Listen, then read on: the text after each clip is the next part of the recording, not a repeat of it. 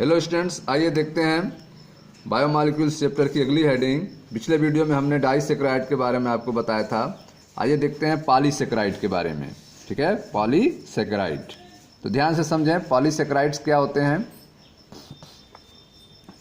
Polysaccharides में असंख्य monosaccharide इकाइयाँ ग्लाइकोसाइडिक बंध से संयुक्त रहती हैं। ठीक है, तो देख रहे हैं कि आप पॉलीसैकेराइड्स में क्या होता है, इसमें असंख्य मोनोसैकेराइड्स यूनिट्स जो होते हैं वे ग्लाइकोसाइडी बंध द्वारा आपस में जुड़े रहते हैं। यह प्रकृति में सर्वाधिक पाया जाने वाला कार्बोहाइड्रेट है। ठीक है, तो नेचर में मैक्सिमम अमाउंट में पाया जाने वाला जो कार्बोहाइड्रेट है वह आपका पॉलीसैकेराइड है। यह मुख्यतः भोजन संग्रहण तथा संरचना निर्माण का कार्य करते हैं। ठीक है, तो आप देख रहे हैं कि पॉलीसैकेराइड जो हैं भोजन संग्रहण, ठीक है, फूड स्टोर और स्ट्रक्चर फॉर्मेशन में इनका वर्क होता है, संरचना निर्माण में इनका कार्य होता है। तो पॉलीसैकेराइड में असंख्य मोनोसैकेराइड इकाइयाँ ग्लाइकोसाइडी बंध द्वारा संयुक्त रहती हैं। यह प्रकृति में सर्वाधिक पाए जाने वाले कार्बोहाइड्रेट हैं और यह मुख्यतः भोजन संग्रहण तथा संरचना निर्माण में कार्य करते हैं। ठीक है, तो आइए देखते हैं। पहला पॉलीसैकेराइड है स्टार्च। स्टार्च के बारे में ध्यान से समझें। स्टार्च पौधों में मुख्य संग्रहित पॉलीसैकेराइड है। ठीक है, यह प्लांट में स्टोर होने वाला पॉलीसैकेराइड है। स्टार्च पौधों में मुख्य संग्रहित पॉलीसैकेराइड है। यह मनुष्यों के लिए आहार का मुख्य स्रोत है।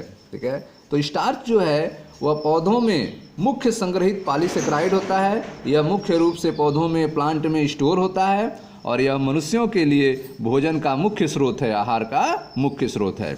दाल, जड़, कंद और कुछ सब्जियों में स्टार्च प्रचुर मात्रा में मिलता है। ठीक है, तो आप देख रहे हैं कि दाल हो, जड़ है, कंद है तथा कुछ सब्जियों में इस स्टार्च की प्रचुर मात्रा मिलती है। ठीक है, अब यह कैसे बना होता है स्टार्च, तो देखें ध्यान से। यह अल्फा ग्लूकोज का बहुलक है। स्टार्च क्या है? अल्फा ग्लूकोज का बहुलक है तथा दो घटकों एमिलोस तथा एमिलोपेक्टिन से मिलकर बनता है। ठीक है, तो आप देख रहे हैं कि यह जो है वह अल्फा ग्लूकोज का बहुलक है तथा दो घटक एमिलोस तथा एमिलोपेक्टिन से मिलकर बना होता है। ठीक है, तो अल्फा ग्लूकोज का बहुलक है यह और एमिलोज और एमिलोपेक्टिन से मिलकर यह बना होता है। एमिलोज जल में घुलनशील अवयव है। ठीक है, जो एमिलोज है वह जल में घुलनशील अवयव है तथा यह स्टार्च का 15 से 20% भाग निर्मित करता है। ठीक है, तो आप देख रहे हैं कि जो स्टार्च है यह अल्फा ग्लूकोज का बहुलक होता है तथा दो घटकों एमिलोज तथा एमिलोपेक्टिन से मिलकर बनता है। एमिलोज जो है वह जल में घुलनशील होता है और यह स्टार्च का 15 से 20% भाग बनाता है। ठीक है, रासायनिक रूप से एमिलोज 200 से 1000 अल्फा डी प्लस ग्लूकोज इकाइयों की अशाखित श्रृंखला होती है। ठीक है, तो जो एमिलोज होता है वह आप देख रहे हैं कि इसमें 200 से लेकर 1000 तक अल्फा डी प्लस ग्लूकोज इकाइयों की अशाखित श्रृंखला होती है, अनब्रांच्ड चेन होता है और जो आपस में C1C4, ठीक है, C1C4 ग्लाइकोसाइडी बंध द्वारा जुड़ी रहती है। C1C4 ग्लाइकोसाइडी बंध द्वारा आपस में जुड़ी रहती है। देखें ध्यान से, इस कार्बन का C1 नंबर कार्बन और इसका C4 नंबर कार्बन यह आपस में ग्लाइकोसाइडी बंध द्वारा जुड़े हैं। बगल में आप देखें, यहाँ पर भी देखें, कार्बन नंबर 1 और कार्बन नंबर 4 आपस में ग्लाइकोसाइडी द्वारा बंध द्वारा जुड़े हैं। इस बंधन को अल्फा बंधन कहते हैं। ठीक है, तो यह स्ट्रक्चर आप देख रहे हैं एमिलोज का है और इस तरह से इसमें, ठीक है, जो एमिलोज हैं यह आपस में 200 से लेकर 1000 तक, एमिलोज में 200 से लेकर 1000 तक अल्फा डी प्लस ग्लूकोज इकाइयाँ, जैसे आप देख रहे हैं यह अल्फा डी प्लस ग्लूकोज इकाइयाँ हैं। ठीक है, अल्फा डी प्लस ग्लूकोज इकाइयाँ हैं जो आपस में C1C4 ग्लाइकोसिडिक बंध द्वारा इस तरह से जुड़ी रहती हैं। ठीक है, अब आइए दूसरे भाग को देखते हैं, एमिलोपेक्टिन का क्या होता है। ठीक है, तो एमिलोपेक्टिन जल में अविलेय होते हैं। ठीक है, तो आप देख रहे हैं कि एमिलोज जो है वह जल में घुलनशील था, लेकिन एमिलोपेक्टिन जो है वह जल में अघुलनशील होता है, अविलेय होता है, और यह स्टार्च का 80 से 85% भाग बनाता है। एमिलोपेक्टिन जो है स्टार्च का 80 से 85% भाग बनाता है। यह अल्फा डी ग्लूकोज इकाइयों की शाखी श्रृंखला होती है। ठीक है, तो आप देख रहे हैं कि इसमें ब्रांच होता है। एमिलोपेक्टिन में क्या होता है, ब्रांच पाया जाता है, और वह किससे जुड़े होते हैं, अल्फा डी ग्लूकोज इकाइयाँ होती हैं, और जो आपस में C1C4 ग्लाइकोसाइडी बंध द्वारा जुड़े होते हैं। जबकि शाखन C1C6 ग्लाइकोसाइडी बंध द्वारा होता है। इसमें जो ब्रांचिंग होती है, शाखन होता है, वो कार्बन 1 और कार्बन 6 के बीच में ग्लाइकोसाइडी बंध द्वारा होता है, और यह सीधे श्रृंखला में C1C4 ग्लाइकोसाइडी बंध द्वारा जुड़े होते हैं। तो इस तरह से आप देख रहे हैं कि एमिलोपेक्टिन जो है वह जल में अविलेय है, और यह स्टार्च का 80 से 85% भाग बनाता है, और यह अल्फा डी ग्लूकोज इकाइयों की शाखी श्रृंखला होती है, जिसमें C1C4 ग्लाइकोसाइडी बंध होते हैं, जबकि शाखन जो है वह C1C6 ग्लाइकोसाइडी बंध द्वारा होता है। देखिए ध्यान से, यह आपका एमिलोपेक्टिन का फिगर है, जो स्टार्च का कितना हिस्सा बनाता है, 80 से 85% हिस्सा बनाता है। ठीक है, और इसमें अल्फा डी ग्लूकोज इकाइयाँ जो है शाखी श्रृंखला में जुड़ी होती हैं। यह अल्फा डी ग्लूकोज इकाइयाँ हैं जो आप देख रहे हैं कि सीधी श्रृंखला में जुड़ी हुई हैं, कार्बन और कार्बन 4 के बीच में ग्लाइकोसाइडिक बंध पाया जाता है। ठीक है, कार्बन 1 और कार्बन 4 के बीच में ग्लाइकोसाइडी बंध आप देख रहे हैं, और यह आपका अल्फा डी ग्लूकोज इकाइयाँ हैं जो आपस में जुड़ी हुई हैं। इनकी ब्रांचिंग जो होती है वह C1C4, यहाँ देखें कार्बन का 1 नंबर कार्बन C1 और इसका 4 नंबर कार्बन C4। ठीक है, C1 नहीं, यह C1C4 से तो सीधी श्रृंखला बनती है, लेकिन C1C6 के बीच में यह कार्बन नंबर 6 है। ठीक है, C1C6 के बीच में यह जो है आपका ग्लाइकोसाइडी बंध बनता है, जिससे शाखाएं बनती हैं, ब्रांचिंग होती है। तो आप देख रहे हैं कि एमिलोपेक्टिन जो है वह जल में अविलेय होता है, एमिलोपेक्टिन जल में अविलेय होता है, और यह स्टार्च का 80 से 85% भाग बनाता है। ठीक है, यह अल्फा डी ग्लूकोज इकाइयों से मिलकर बना होता है। ये अल्फा डी ग्लूकोज इकाइयाँ आपस में, ठीक है, सीधी श्रृंखला में C1C4 के बीच में ग्लाइकोसाइडिक बंध से जुड़ी होती हैं, जबकि शाखन में यह C1C6 के बीच में, शाखन में कार्बन 1 और कार्बन 6 के बीच में ग्लाइकोसाइडिक बंध द्वारा जुड़ी होती हैं। ठीक है, तो यह एमिलोपेक्टिन है। तो आपने देखा कि स्टार्च जो होता है वो पौधों में मुख्य संग्रहित पॉलीसेकेराइड है। यह अल्फा ग्लूकोज का बहुलक होता है, और यह 2 घटकों से बनता है, एमिलोज और एमिलोपेक्टिन।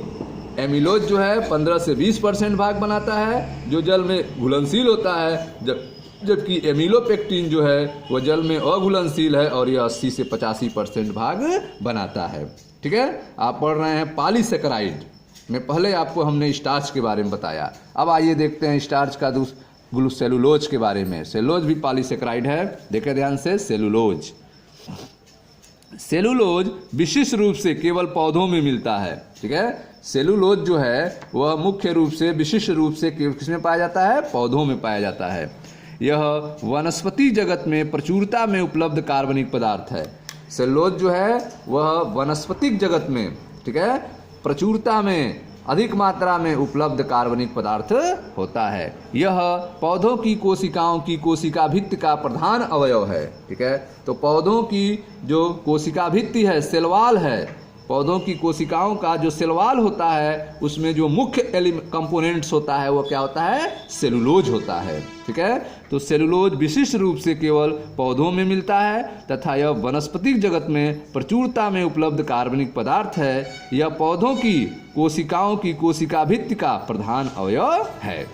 ठीक है, सेलुलोज बीटा डी ग्लूकोज की बनी रिज श्रृंखला युक्त पॉलीसेकेराइड है। ठीक है, सेलुलोज जो है किससे बना होता है, सेलुलोज जो है बीटा डी ग्लूकोज से बना होता है। बीटा डी ग्लूकोज की से बनी रिज श्रृंखला, ठीक है, रिज श्रृंखला युक्त पॉलीसेकेराइड है, जिसमें एक ग्लूकोज इकाई के कार्बन 1 और दूसरी ग्लूकोज इकाई के कार्बन 4 के मध्य ग्लाइकोसाइडिक बंध बनता है। तो इसमें भी आप देख रहे हैं कार्बन 1 और कार्बन 4 के बीच में ग्लाइकोसाइडिक बंध बनता है, और इसमें बीटा डी ग्लूकोज पार्टिसिपेट करते हैं और एक सीधी श्रृंखला होती है, ऋजु श्रृंखला होती है, ठीक है, जिसमें कार्बन 1 और कार्बन 4 के बीच में ग्लाइकोसाइडिक बंध बनता है। ठीक है, तो यह आप देख रहे हैं सेलुलोज का फिगर, जिसमें कार्बन 1 और कार्बन 4 के बीच में ग्लाइकोसाइडिक बंध दिखाया गया है। ठीक है, इसको अल्फा बीटा बंधन कहते हैं। यह सेलुलोज का स्ट्रक्चर है। यह पौधों में पाया जाने वाला विशिष्ट, ठीक है, यौगिक है। तो सेलुलोज जो है विशिष्ट रूप से केवल पौधों में मिलता है और यह वनस्पतिक जगत में प्रचुरता से उपलब्ध कार्बनिक पदार्थ होता है और यह पौधों की कोशिकाओं के कोशिका भित्ति का मुख्य अवयव होता है। ठीक है, अब आइए तीसरा देखते हैं ग्लाइकोजन के बारे में। यह भी एक पॉलीसेकेराइड है, ग्लाइकोजन। तो देखें ध्यान से, ग्लाइकोजन क्या होता है, समझें। ग्लाइकोजन प्राणी शरीर में कार्बोहाइड्रेट ग्लाइकोजन के रूप में स्टोर होता है, संग्रहित होता है। ठीक है, तो आप देख रहे हैं कि एनिमल बॉडी में, ठीक है, प्राणी शरीर में कार्बोहाइड्रेट जो है वह ग्लाइकोजन के रूप में स्टोर होता है। ठीक है, चूंकि इसकी संरचना एमिलोपेक्टिन के समान होती है। ग्लाइकोजन का स्ट्रक्चर जो है कैसा होता है, एमिलोपेक्टिन के समान होती है, अतः इसे प्राणी स्टार्च भी कहा जाता है, एनिमल स्टार्च कहा जाता है। किसको, ग्लाइकोजन को। ठीक है, तो प्राणी शरीर में कार्बोहाइड्रेट ग्लाइकोजन के रूप में स्टोर रहता है, ग्लाइकोजन के रूप में संचित रहता है। चूंकि इसकी संरचना एमिलोपेक्टिन के समान होती है। इसकी संरचना कैसी होती है, एमिलोपेक्टिन के समान होती है, अतः इसे एनिमल स्टार्च भी कहा जाता है, प्राणी स्टार्च भी कहा जाता है। यह एमिलोपेक्टिन से अधिक शाखित होता है। ठीक है, यह जो ग्लाइकोजन है वह एमिलोपेक्टिन से अधिक शाखित होता है, इसमें अधिक ब्रांचिंग पाई जाती है एमिलोपेक्टिन की तुलना में। यह यकृत, मांसपेशियों तथा मस्तिष्क में उपस्थित रहता है। ठीक है, तो ग्लाइकोजन जो है यकृत, मांसपेशियों और मस्तिष्क में उपस्थित रहता है। यह शरीर को ग्लूकोज की आवश्यकता होती है। जब शरीर को ग्लूकोज की आवश्यकता होती है तो एंजाइम्स जो हैं ग्लाइकोजन को ग्लूकोज में तोड़ देते हैं। ठीक है, ग्लाइकोजन इष्ट और कवक में भी मिलता है। ग्लाइकोजन जो है इष्ट और कवक में भी पाया जाता है। ठीक है, तो आप पॉलीसेकेराइड्स पढ़ रहे हैं, जिसमें हमने आपको स्टार्च, सेलुलोज और तीसरे ग्लाइकोजन के बारे में आपको बता रहे हैं कि ग्लाइकोजन जो है वह प्राणी शरीर में कार्बोहाइड्रेट ग्लाइकोजन के रूप में संग्रहित रहता है। ठीक है, प्राणी शरीर में जो कार्बोहाइड्रेट है वह ग्लाइकोजन के रूप में स्टोर होता है। चूंकि इसकी संरचना जो है एमिलोपेक्टिन के समान होती है, अतः इसे प्राणी स्टार्च भी कहा जाता है, एनिमल स्टार्च भी कहा जाता है। और यह एमिलोपेक्टिन से अधिक ब्रांच होता है, इसमें एमिलोपेक्टिन से इसमें अधिक शाखित होता है और यह यकृत, मांसपेशियों तथा मस्तिष्क में उपस्थित रहता है। जब शरीर को ग्लूकोज की आवश्यकता होती है तो एंजाइम ग्लाइकोजन को ग्लूकोज में तोड़ देते हैं। ग्लाइकोजन जो है इष्ट और कवक में भी मिलता है, ग्लाइकोजन इष्ट और कवक में भी पाया जाता है।